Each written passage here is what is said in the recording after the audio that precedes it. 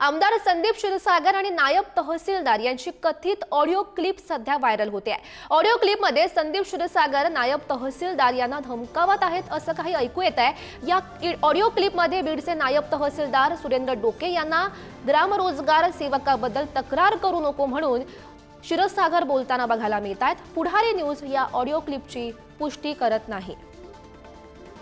Hello साहेब, नमस्कार sir. डोके साहेब, ते उमरत खालशीच्या विषयामध्ये तुम्ही ते ह्याला ते ग्राम रोजगार सेवकला कशामुळे नोटीस काढली? सर, ते तक्रार आलेली त्याच्यात।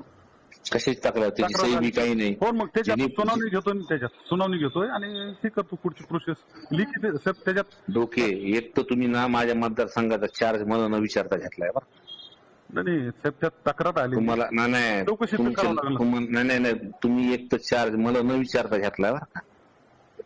तुम्हाला असं वाटतंय ना 6 महिन्यात सरकार आली, तू महाराष्ट्रात कुठं बी असला ना तुला सोडणार नाही बरं का। मी तुला सांगतो, तुम्ही माझ्या मतदारसंघात तमाशे करू नको बरं का, तुला सांगतो। नाही साहेब, आलेलं चौकशी करतो ना, प्रोसेस तर करून घेतो ना। नाटक मीच बघीन बरं का। मी कुठं जरी गेला तरी तू महाराष्ट्राच्या बाहेर तर जाणार नाही तू।